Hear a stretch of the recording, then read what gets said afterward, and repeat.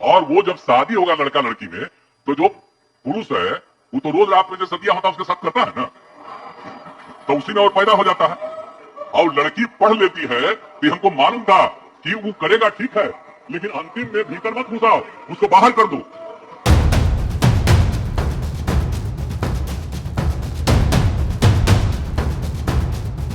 मुख्यमंत्री नीतीश कुमार के अमर्यादित बयान को लेकर राज्य भर में ही नहीं बल्कि पूरा देश भर में नीतीश कुमार के प्रति लोगों में आक्रोश भरा हुआ है।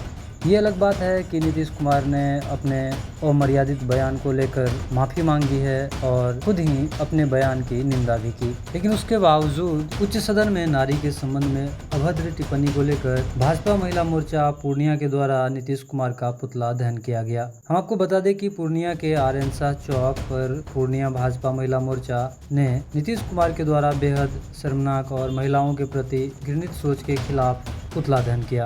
महिला मोर्चा के अध्यक्ष सरिता रॉय ने कहा कि नीतीश कुमार की महिलाओं के प्रति ऐसी घृणित सोच नारी शक्ति का अपमान है। इससे महिला शक्ति एवं पूर्ण समाज बिल्कुल भी बर्दाश्त नहीं करेगा। इसका महिला समाज सदैव विरोध करेगा और उसी के विरोध में उनका पुतला दहन किया गया है। इसमें मुख्य रूप से पार्टी के जिला अध्यक्ष राकेश कुमार, उपाध्यक्ष ज्ञानंदू शेखर, अर्चना शाह, महामंत्री सुजीत सिन्हा और उनकी टीम विधानसभा में मौजूद थे। इसको संविधान का मंदिर कहा जाता है।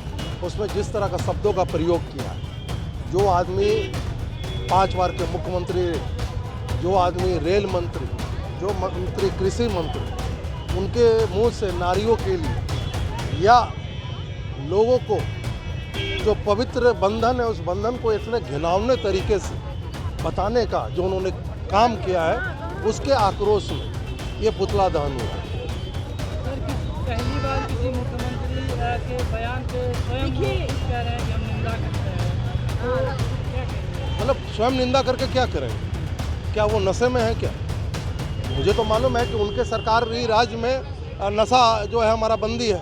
अगर वो किसी अन्य प्रकार का नशा कर रहे हैं और नशा टूटने के बाद उनको ये समझ में आया कि मैंने जो बोला गलत किया, तो ये किस प्रकार का नशा कर रहे हैं उसकी भी खुलासा होनी चाहिए।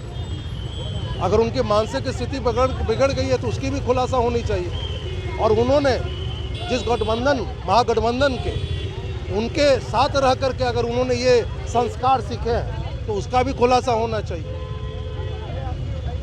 आखिर वो किस बात का शर्म कर रहे हैं? शर्म तो उनको कई बातों का करना चाहिए। इस तरह की बातों को बोल करके एक संवैधानिक पद पर बैठे हुए और बिहार की जो नारियां, भारत की जो नारियां हैं, वो जो आधी आबादी है, जो नारी शक्ति है, आप स्वयं आरक्षण देते हैं ये बदनामी करने के लिए, ये आरोप लगाने के लिए कि लोग ऐसे करते हैं।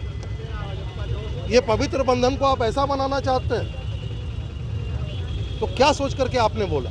आपको तो तुरंत कुर्सी से उतर जाना चाहिए अगर सही माने में शर्म है तो आप लोग इस्तीफे की मांग कर रहे हैं? दम इस्तीफे की मांग कर रहे हैं। नैतिकता पे उनको इस्तीफा देना चाहिए।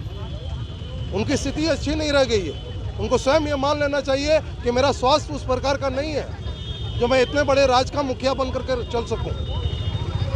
ये उनको सोचना चाहिए, गंभीरता से सोचना चाहिए। मुझे तो बोलने में भी शर्म आ रहा है। कई लोग पूछे कि भैया क्यों पुतला दहन कर रहे हैं, मुझे बताने में शर्म लगा। क्या बताऊं, कैसे बताऊं? और वो खुलेआम संविधान जिसकी दुहाई देते हैं वो लोग, और उस विधानसभा के मंदिर में सभी के सामने महिलाएं बैठी हुई हैं जो शायद उनकी कोई बहन होगी, कोई बेटी होगी, उनके सामने आप बोल रहे हैं। आपको शर्म लग रहा है? लाइव टेलीकास्ट हो रहा है, करोड़ों लोग देख रहे हैं, आपको शर्म लग रहा है? सोचना चाहिए। मुखिया बिहार का है, ऐसे शर्महीन जो महिलाओं का अपमान करता है और एक तरफ आरक्षण देता है, वो आरक्षण नहीं, ये अपमान है। और ऐसे आरक्षण को नहीं कहा जाता, ये अपमानजनक शब्द का, जिसके पास मर्यादा नहीं है वो बिहार का मुखिया है और इसे शीघ्र ही इस्तीफा देना चाहिए।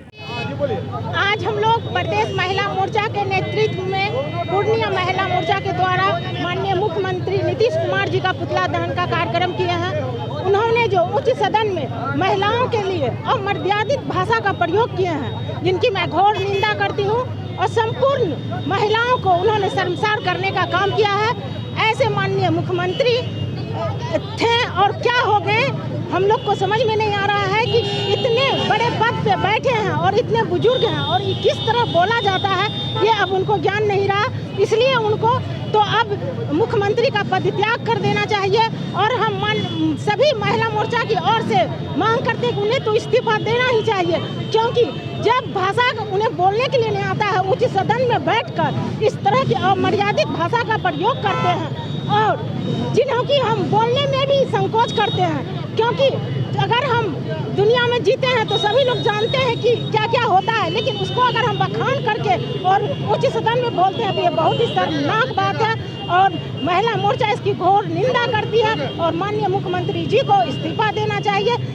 जो रखा है बात ये सर्वसार कर देने वाली बात है, पूरे बिहार को नहीं पूरे देश को सर्वसार करने वाली बात है कि आखिर इस तरह का बात जो मुख्यमंत्री पर रहा कि सदन में इसको इस्तीफा दे देना चाहिए निश्चित रूप से। अभी एक अपने विधायकों के बीच जो कि हमारे बिहार के एक एक कोने से विधायक चुन के जाते हैं विधान परिषदों के बीच कि हमारे महिला का रहन सहन कैसा होता है, क्या सोचती हैं और कब क्या करती हैं, ये सब लगता है कि नीतीश कुमार को बता के किया जाता है। और ये सोच ही नीतीश कुमार के सोच मतलब उसके व्यक्तित्व को प्रदर्शित करता है कि वो कितना नीचे तक सोचते हैं और कितना नीचे तक गिर सकते हैं।